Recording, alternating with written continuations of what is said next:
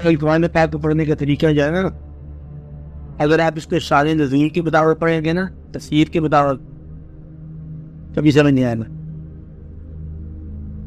تفسیر سمجھتے ہیں کہ اس آیت شان نزول یہ ہے، تو شان نزول کے ساتھ مخصوص رہے گی بات، آپ کو سمجھ نہیں آئے گی.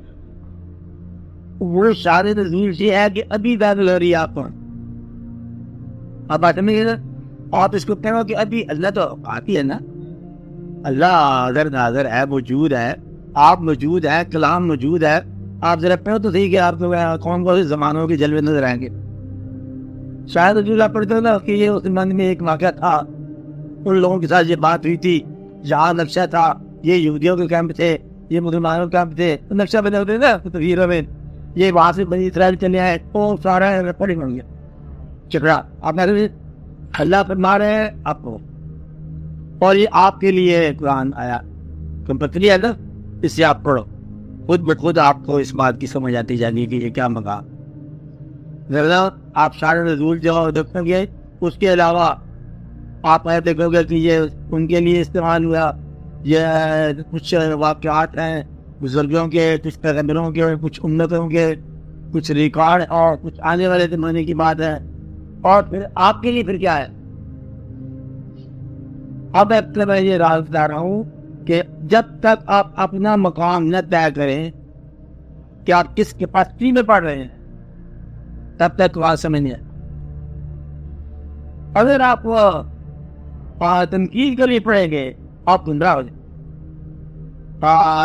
ممکن ہے، اور اب کس طرح ہے کہ کچھ لوگ گمراہ ہو جاتے ہیں. لگاؤ ذلہ بھی کثیرہ مجادی بھی کثیرہ، ایک ہی کتاب ہے، کچھ لوگوں کو گمراہ کر سکتی ہے، کچھ لوگوں کو ہدایت دے سکتی ہے. کون لوگ ہیں جو گمراہ ہو جاتے ہیں؟ جو اسی طرح تنقید کی طرح پڑھ جائیں گے. اللہ تعالیٰ میں قادر ہوں، دینی شیطان مخالف ہو گیا، نہیں کر سکتے اللہ تو صاف جاری ہو گئی. تو قدرت کہاں سے آئی؟ آپ گمراہ ہو گئے، جو پڑھنے والے یہ بھی گمراہ ہو گیا. اگر آپ ماننے والے ہو، اب دیکھو اللہ خود ہی بیان فرما رہے ہیں، کوئی راستہ ہوگا نا. اپنی شان بیان کرنے سے ساتھ ہی ایک بغاوت بیان فرما دی. اللہ تو ہم سے بہتر جانتا ہے نا بات کو، کیوں بیان فرمایا اس نے؟ کیونکہ شیطان اپنی جگہ پہ، تمہارے اندر شیطانیت کو اظہار میں آ جائے گی. یہ آپ خود پہچان لو گے کہ شیطان گمراہ ہو، ہم ماننے والے. راز کیا ہے کہ شیطان کا؟ اگر آپ تنقید میں آ گئے تو آپ ہی شیطان ہو گئے، اور اگر آپ تائید میں آ گئے تو آپ ماننے والے ہو گئے. پچھلے حکم اللہ نے دیا تو بھی مان جاؤ. اللہ نے فرمایا کہ میرے علاوہ سجدہ نہیں کرنا، تب چل پڑے. پھر ایک دن کیا دیا ہوگا، اس میں سجدہ کرو. اس نے کہا ہوگا کہ یہ تو آپ نے کھل اور حکم دیا اور حکم دیا. شیطان کیا ہوتا ہے؟ وہ جو حکم دینے والے کو کوئی پچھلا حکم یاد دلائے، شیطان اسے کہتے ہیں. ماننے والے کو کل بھی مانا، آج بھی مانا، آیا کرو، آ گئے، جاؤ بھی، چلے جائے. یہ ہے جو اتنا مان جائے وہ شیطان نہیں مانتا. شیطان کی تعلیم کیا ہوئی؟ ماننے کے بعد رکاوٹ، یعنی کہ امر کو ماننے کے بعد کسی رکن کا انکار. یہ ابلیس. آپ کو بات سمجھ آ رہی کہ نہیں سمجھ آئی؟ وجوہات کے ساتھ وجہ جائز بھی ہو تب بھی امر ماننے کے بعد انکار کرنے والا ہے ابلیس. آپ کو بات سمجھ آ رہی ہے؟ تیسرا بھی سمجھ آ رہی؟ ہم آپ کے حکم مانیں گے، مانو، یہ بھی مانو. یہ چیزیں آپ کو اندازہ لگا کہ حکم ہے، یہ بھی حکم ہوتا ہے، اور تو ہوگا کہ نہیں ہوگا، تجزیہ ہوگا کہ نہیں ہوگا. شیطان یعنی کہ جب یہ ریلیشن طے ہو جائے، ایک مانے گا دوسرے کا، تو ماننے والا جہاں انکار کرتا ہے وہاں اس کے اندر ابلیسیت پیدا ہونا. اور یہ اس وقت ہر وقت ہوتا ہے، ہر وقت ہوتا ہے. بات ناری ہم کو نہیں سمجھائی. جہاں ریلیشن قائم ہو گیا منوانے والا اور ماننے والے کا، اگر ماننے والے نے معذرت پیش کی، ابلیسیت. آپ کو بات سمجھائی کہ نہیں سمجھائی؟ بات نہیں ہاں ارے بی پلس آ گیا نا آپ اتنی ہے آپ پیرو مجھے کبھی یہ سلسلہ ہوتا ہوگا اچھا کہ مارنے والا جہاں مارنے میں معذرت کرے گا وہاں سے ابلیسیت آپ کو بات نہیں اور جو وسوسہ ڈالے گا ماننے والوں کے دلوں میں نہ شیطان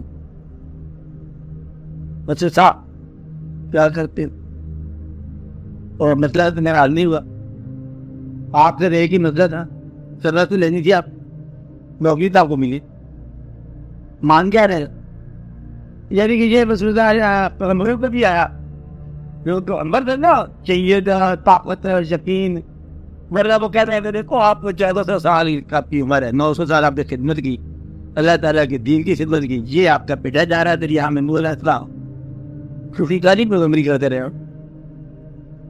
یہ تو ممکن ہے نا کہ آتا استعفے کا وقت آ جائے اور یہ بس نکالنا یہ اجازت نہیں ہوتا ہے عام آدمی اسی وسوسے میں غرق ہو جاتا ہے اللہ کے تقرب خدا اللہ کے قریب نہ جانا تو مجھے کیا ہوتا ہے کہتا کہ یہ تو کربلا بنا دے گا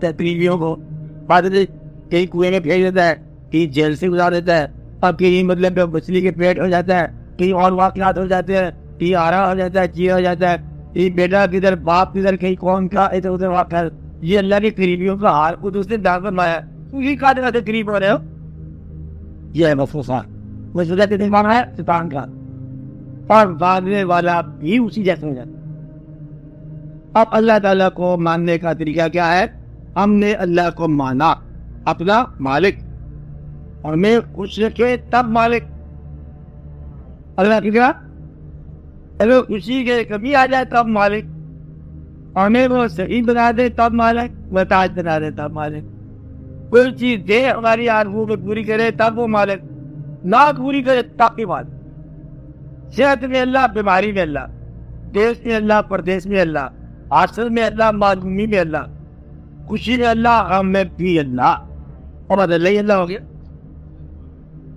مطلب یہ ہے کہ اللہ سے یہ شرطوں سے منگانا کہ میں آپ نماز شروع کرنے لگے ہیں انتری پر شاید دیکھنا پھر تمہارا کام ہو جائے نماز پڑھنے لگے یہ نماز برائے کام جو ہے نا اس سے آپ بچو اور نماز برائے نماز کیا کرو نماز برائے تقرر پڑھو جو نماز سوائے عبادت سے بے نیاز کرے وہ بندگی وہ سجود و قیام پیدا کر نماز سوائے عبادت نہیں کرنا عبادت سے کچھ اور چیز نہیں نکالنا پر پھر آپ کو بات سمجھ آئے گی ہم سے بات سمجھ آ رہی کیا تھا پھر آپ کو وسوسہ کیا آئے گا تو یہ سب لوگوں کو ہوتا ہے نا دعائیں مقبول ہوتی ہیں مقبول ہوتی ہیں دعا مقبول کرنا اس کا کام ہے